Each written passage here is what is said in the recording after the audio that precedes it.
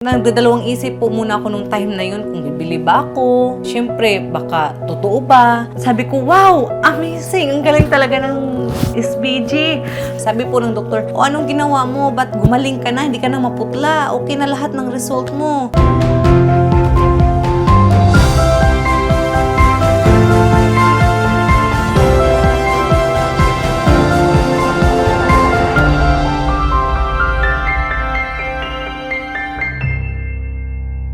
Ako po si Shara Marie Betco, 28 years old, from Bohol. Noong July 4, 2022, sumakit po yung aking tagiliran at hindi na po ako makatayo, hindi na po ako makalakad dahil di ko po ina-expect na meron po akong kidney stones, 2.5 cm. Madaling araw po, sinugod po ako sa hospital kasi hindi na po ako makaayos na pagsasalita. Hindi ko po alam kung anong gagawin ko kasi may 2 kids po akong inaalagaan. Sobrang iyak po ako kasi hindi ko po alam kung mawala na ba ako sa mundo nung time na yun kasi sobrang sakit talaga. Nung nasa hospital ako nung time na yun, matagal po ako nabigyan ng gamot kasi po hinintay po yung result ng ultrasound. Sa mga 2 days, binigyan ako ng gamot. Sobrang tapang ng mga antibiotics, mababa ang aking potassium. Na-anemic din po kasi ako nung time na yun.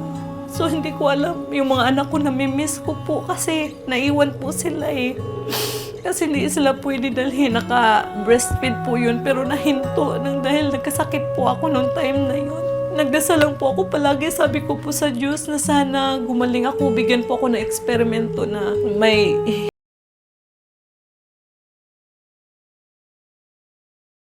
kasi yun. Tapos yun, maraming gamot, ini-inject sa dextrose. Hindi po ako gumaling. Yung sa result po, ganun pa rin, mataas pa rin yung aking UTI. Kasi 600 po yung UTI ko, sobrang taas po talaga. Tapos yung pantog ko nag-enlarge. May fatty liver dahil sa pagkain daw po na aking kinakain. Yung ihi ko parang pakunti-kunti lang. Kaya sabi ng doktor na mag-ano muna ako sa hospital. So, mga 7 days ako doon. Kasi ganun pa rin eh. Wala pong nag-improve. So sabi ko sa doktor na lumabas na lang po ako. Nakagastos po kami sa hospital ng 50,000. Yung gamot, ang dami po. Nung paglabas ko po, 5 po yung gamot. August 10, bumalik po ako sa hospital. Sabi ko po kasi, Dok, muntik na akong ma-overdose. Hindi na kasi natunaw, nasusuka ko na po yung gamot. Sabi ni Dok, ihinto mo na lang yung gamot. Yung tinitake ko po nung time na yun, iniba na naman niya na gamot. Ganun pa rin. Tapos ang laki ko na ng gasto, mga 40,000 sa gamot lang yun. Halos nagkandautang na kami nung time na yun. September 8, natagpuan ko po si SBJ. Kasi may friend po ako na nagtitake siya ng SBJ. Pero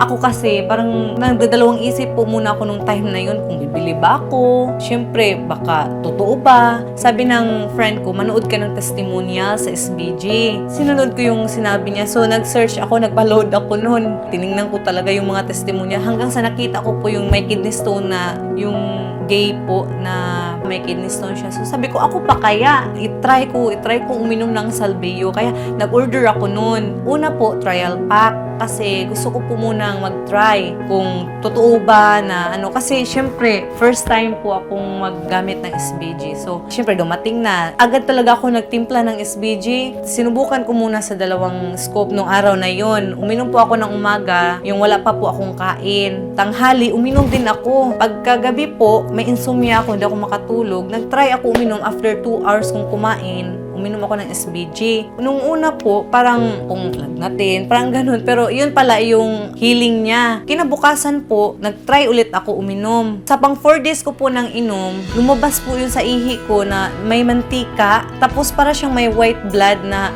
siguro dahil yun sa aking UTI. Hanggang sa ginawa ko po siyang 4 scopes. Hanggang sa ginawa ko talaga siyang 8 scopes. After 1 month taking SBG, sumasakit po yung dito ko. Nung umihi po ako, parang may nagbara. So, nagulat po ako, parang may sumulpot, may nilagpot sa akong ihi. Kasi malinis po yung tiles. Pagtingin ko, pag ihi, parang may sumulpot, parang ganon. Nakita ko po yung bato. So, syempre, kumuha ako ng tissue. Ginanon ko po siya. Ang tigas. Pinicturan ko po siya na sobrang pasalamat ko po kasi lumabas na yung nakaharang sa puwerta ko. Ang sarap talaga sa pakiramdam na tuloy-tuloy na yung ihi ko. Sabi ko, wow, amazing! Ang galing talaga ng SBG.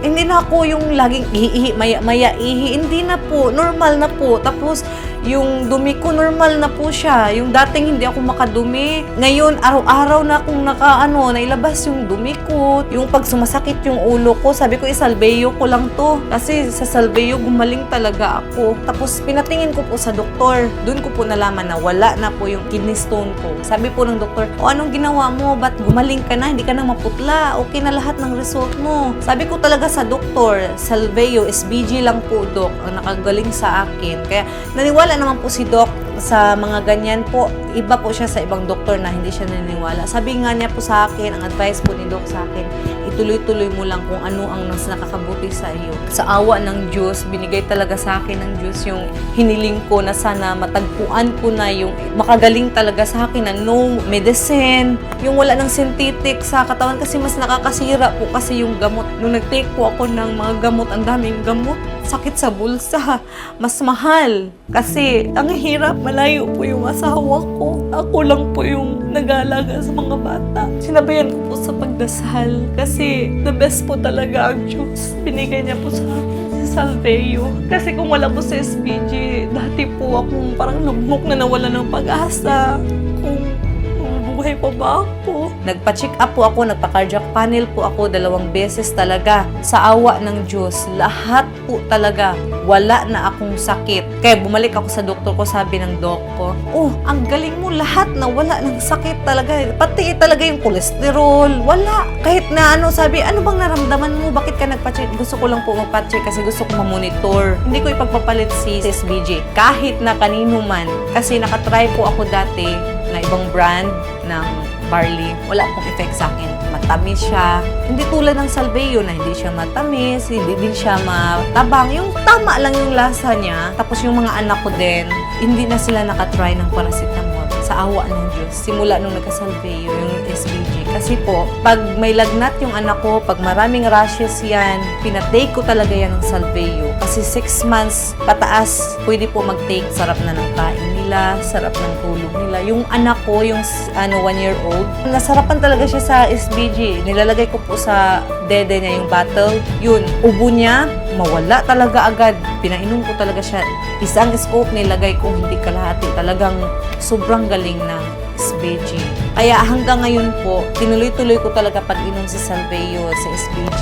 Sobrang power, healing, miracle. Gumaling po lahat ng aking sakit, lalo na sa aking kidney stones na nagpapahirap sa akin. Maraming salamat sa SBG. Sobrang gaan na po yung aking katawan, nakakilos na po ako ng maayos. Ito lang po talaga. Wala po ako ibang tinitake. Kahit vitamins, wala. Kahit gamot, never na po. Na less po yung aming gastusin.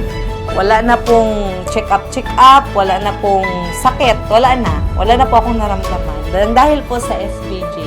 Once again, ako po si Shara Maribeth po, at ito po ang aking kwentong SBG.